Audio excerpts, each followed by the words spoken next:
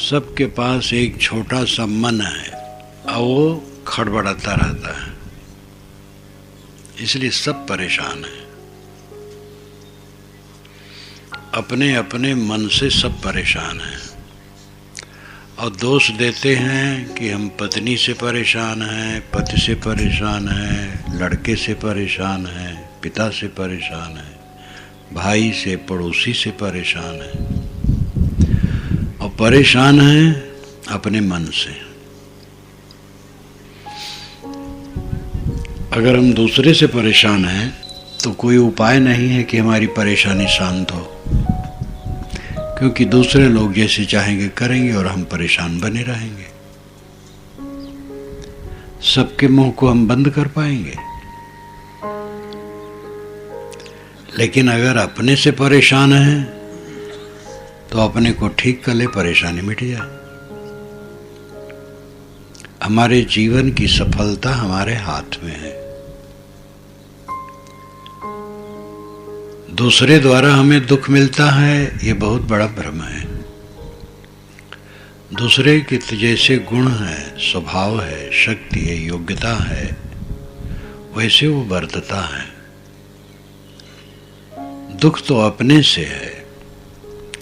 जो हम असहनशील हैं, धर्म सहना है। सह लेना परम धर्म है। सह लेने में महासुख है। ऐसे ऐसे विवाद होते हैं जिसकी जड़ कुछ नहीं है, बात बतंगड़ है, अहंकार है, और सह न पाने से उसका दुख इतना बड़ा हो जाता है, निंदित हो जाते हैं लोग और दुखी हो जाते हैं और लंबा चलता है। अब उसी को सह लें, क्षमा कर दें, शांत हो जाएं, परम सुख है। बात बात में लोग बड़ा कांड कर डालते हैं। छोटी सी बात और बड़ा कांड कर डालते हैं। हमारा जीवन बहुत संवेदनशील है, बहुत संवेदनशील, कांपता हुआ, थरथराता हुआ। मन की दुर्बलता, मन का असंतोष, मन का अहंकार, मन की असहनशीलता हमें परेशान करती है। गुरुजनों का सारा उपदेश मन को ठीक करने के लिए है। जो यह मन को वश करे, शिष्य होए सब देश।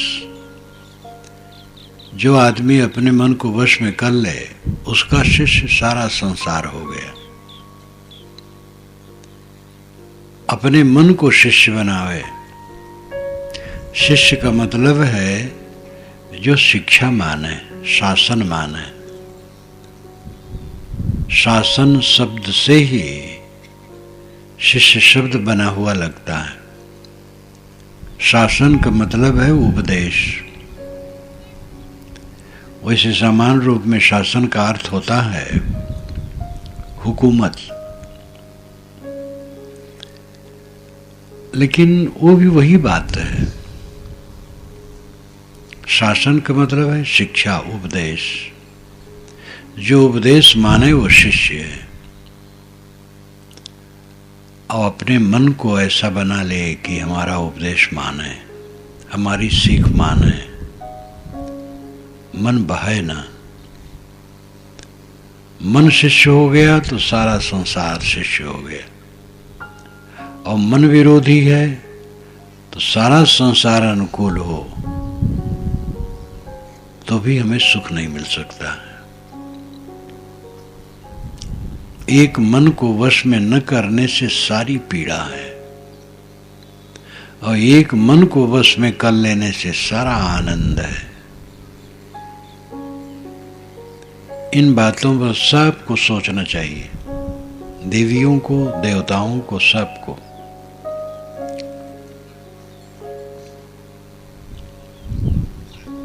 मन दिखाई नहीं देता है, मन के कोई रंग रूप नहीं है। कोई चोर हो और उसकी एक शक्ल हो तो पहचान करके आप उसको पकड़ सकते हैं। मन की बहुत शक्ल है, बहुत रूप है और वो अदृश्य है, इसलिए भटकाव है। लेकिन मन का रूप दिखाई पड़ता है। वो क्या है? विचारों में। आंख से नहीं दिखता है, आंख से सब चीज थोड़ी दिखती है।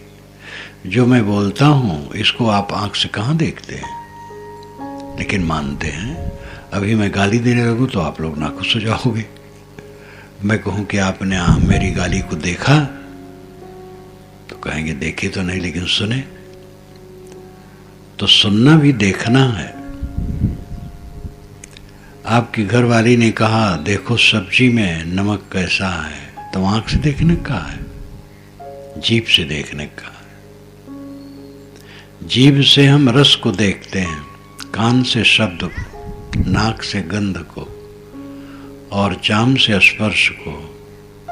केवल रूप को आंख से देखते हैं।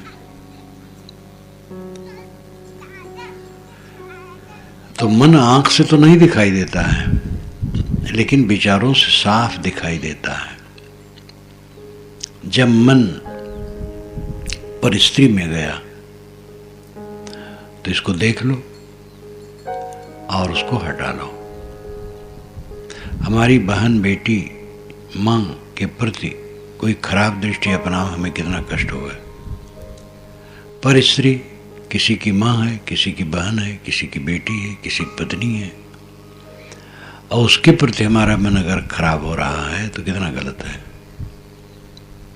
मन दिखाई देता है, मन विचारों से दिखाई देता है।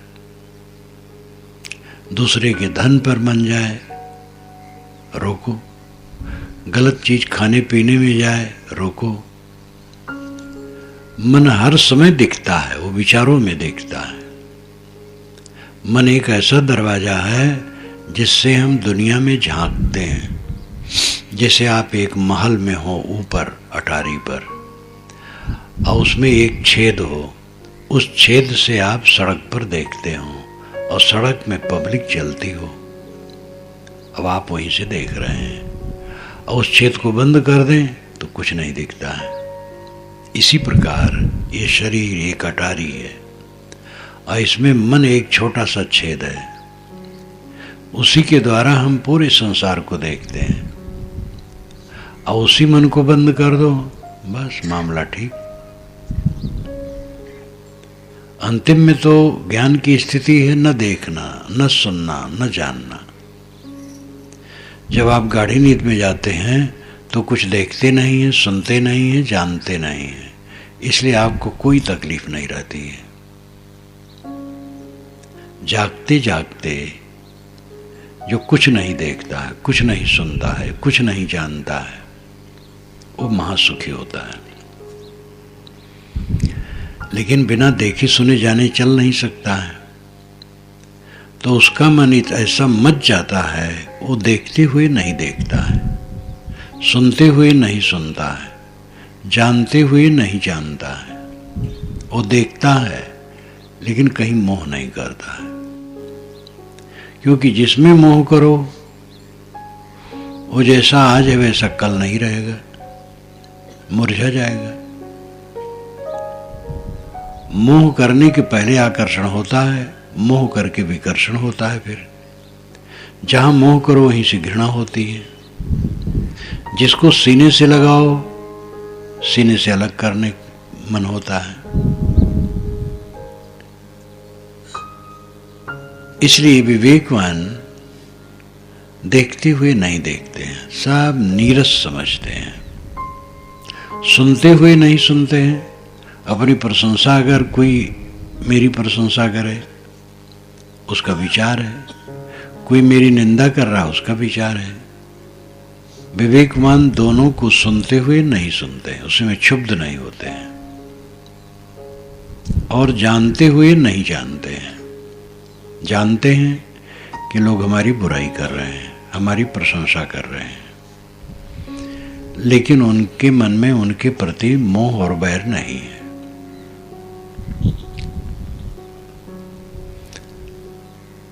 हर इंसान को जीवन ऐसा बनाना चाहिए कि अपने मन पर कोई रंग चढ़ने न पाए, ज्ञान रंग में ही रहे, भक्ति रंग में ही रहे, बाहर का रंग न चढ़े। प्रीतम छवि नैनन बसी पर छवि कहाँ समाए। प्रीतम की छवि आंखों में बसी है, अब पराई छवि उसमें कैसे समाए। जिसके मन में निश्चय है कि ये बाहर का आकर्षण, बाहर के दृश्यों से जो उत्पन्न मनोविकार है, यही तकलीफ देता है, इसलिए वो सब समय विवेक से रहते हैं। न मारा आपको जो खाक हो अक्सिर हो जाता, अगर पारे को अक्सिर कर मारा तो क्या मारा। बड़े मौजी को मारा, नफ्स अम्मारे को गर मारा। नहंगो अजदहा और शेर नर मारा तो क्या मारा। कोई पारा का भस्म बना करके दवाई बना ले, कहने वाला कहता है ये बहुत बड़ा काम नहीं है। न मारा आपको जो खाक हो अक्सिर हो जाता, अपनी बुराई को नहीं मारा जो खाक हो करके अक्सिर दवा हो जाती है, चूक दवा हो जाती। अपनी बुराइयों को नहीं मार पाया, नहीं जला पाया, पारे को भस्म बना करके दवाई बनाई तो क्या बनाई। न मारा आपको जो खाक सो अक्सिर हो जाता, अगर पारे को अक्सिर कर मारा तो क्या मारा। बड़े मोजी को मारा, नफ्स अम्मारे को गर मारा। नफ्स अम्मारे बुरी वासनाएं, इंद्रिय और मन का विषयों के प्रति जो भाव है, कुकर्म के प्रति भाव है, नफ्स अम्मारे वही है। उसको जो मार लिया फिर क्या पूछना है। और उसको न मारा तो बड़े मोजी को मारा, बहुत बड़े दुश्मन को मारा। नहंगो अजदहा और शेर नर मारा तो क्या मारा। उसने सांप मारा, घड़ियाल मारा, सिंह मारा तो क्या मारा। अपने मन की उठी हुई बुराइयों को जो मार ले तो अक्षीर दबा हो जाएगी, फिर जीवन सुखी हो जाएगा। ये सबसे बड़ा धर्म है, सबसे बड़ी उपासना है, सबसे बड़ी पूजा है। पूजा उपासना अपनी पद्धतियों के अनुसार लोग करते हैं, अब अच्छा है कुछ करते हैं, लेकिन सबसे बड़ी पूजा है नफ्स अम्मारे को मारना, बुरी इच्छाओं को मारना, बुरी आदतों को मारना। तम्बाकू क्यों खाते हो। कुसंगत में पढ़ करके आदत बन गई, समझो छोड़ो, नुकसान है, शरीर का नुकसान है, धन का नुकसान है, धर्म का नुकसान है। क्यों खाते हो, क्यों तम्बाकू पीते हो, क्यों गुटखा खाते हो। शराब आदमी पीता है और जानता है शराब नुकसानदेह, तो उसका जानने का मतलब क्या हुआ। हर समय उठते बैठते चलते फिरते अपने मन की बुराइयों को मारना, यही सच्चा भजन है। और ये संप्रदाय विहीन भजन है। सतगुरु कबीर की साधना संप्रदाय विहीन है। वह कोई संप्रदाय से जोड़ करके अपने विचार नहीं कहते हैं। बीजक आप पूरा पढ़िए, कोई संप्रदाय सम्मत वह सिद्धांत रखते हो, ऐसी बात नहीं है। निर्णय करते हैं दो दो चार की तरह। संप्रदायों में निर्णय भी है, अच्छी बातें भी हैं। संप्रदाय केवल रूढ़ ही सब नहीं होते हैं, उनमें अच्छी बातें और निर्णय की बातें भी होती हैं, लेकिन अपने अपने नियम होते हैं। सबसे बड़ी बात है अपने मन को सब समय ठीक रखना, और इसमें पूरी स्वतंत्रता है। हर इंसान अपने मन को पूरा ठीक रख सकता है। बहाव है, वो बहाव धीरे धीरे रुकेगा। झूला को जोर से झुला दिए और चक्कर आने लगा, तो अब झूला को और न झुलाओ, उसमें बेग न भरो, और कुछ समय वो चलेगा, उस कष्ट को सहलो, फिर धीरे धीरे झूला रुक जाएगा और कष्ट खत्म हो जाएगा। मन का वेग मैंने स्वयं भरा है और उससे हम नाच रहे हैं। वेग भरना बंद कर दो, ये नाचना घटता जाएगा। कुकर्मों और इंद्रियों की लंपटताओं की तरफ जो हमारा प्रवाह है, वो हमने ही चालू किया है और हमने ही उसमें वेग भरा है। अब उसको गलत समझ लें और वेग न भरें, उससे घृणा रखें, तो धीरे धीरे वो शांत होता जाएगा। लेकिन ये काम बराबर करें तब। कभी सत्संग मिला, सद्गंध पढ़े, कुछ विचार आया और हम अपने मन के गर्दा गुब्बार को थोड़ा ठीक किया, फिर भूल गए और फिर कुपथ में चले और इतने बह गए कि जितना पहले नहीं बहते थे। तो क्या मतलब है? जैसे लागी ओर की तैसे निभे छोर, कौड़ी कौड़ी जोर के पूजी लक्ष्य करोर। साहब कहते जैसे शुरू में लगे वैसे अंत तक लगा रहे। भक्ति और वैराग दोनों में लगने वाले कुछ लोग होते हैं कि जो पूरा उनका रंग चढ़ता जाता है और स्थिर रहता है, बाकी लोगों का ठंडा हो जाता है। भक्ति में भी ठंडा हो जाता है, वैराग में भी ठंडा हो जाता है। अच्छा लक्षण यह है कि वो रंग दिन दिन चढ़ता जाए और फिर वो पक्का हो जाए, स्थिर हो जाए। और ये निरंतर के परिश्रम का परिणाम है। जब रोज ये काम किया जाएगा तब होगा, और ढील ढाल हो जाएंगे तब नहीं होगा। इसलिए जैसे लागी ओर को तैसे निभे छोर, शुरू से लगे और अंत तक दृढ़ता से लगा रहा है, तो कौड़ी कौड़ी जोर करके लाखों करोड़ों हो जाता है। थोड़ी थोड़ी साधना करते करते परिपक्वता आती है। सुख सबको प्रिय है और सुख दुनिया की चीजों में नहीं है। लगता है कि उसमें सुख है, भ्रम है। स्त्री में सुख है, पुरुष में सुख है, पद में सुख है, ऐश्वर्य में सुख है, ज्यादा पैसा में सुख है, ये भ्रम है। आकाश में हवाई जहाज उड़ते आप देखते हैं, कल्पना करते हैं यही ऐसे हवाई जहाज में मैं भी उड़ता, क्या पूछना। हवाई जहाज में उड़ने वाले सुखी नहीं रहते हैं,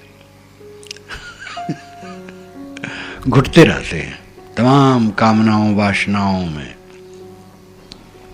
हवाई जहाज की यात्रा 1-2 घंटे की हो तो ठीक, अगर ज़्यादा है तो महासंकट है। और छोटी जगह में कस के बैठे रहना पड़ता है बस। ट्रेन की यात्रा बल्कि ठीक है। ये सब देखने की वस्तु है, बस देख लो और लगे कि ये बड़ा सुख है। सुख कुछ नहीं है। सुख है निर्मल मन में। अपने मन को हर समय निर्मल रखो। दुनिया की चीजें देखने भर की हैं, चमकती हैं, और चमकना झूठा है, क्षणिक है। और इसी चमक दमक में उलझ करके मन के सारे उत्पात शुरू होते हैं। आप लोगों ने देखा और जाना होगा, जो लड़के या लड़की किसी चमक दमक में पड़ करके उलझ गए, वो जीवन भर ठोकर खाए और रोए।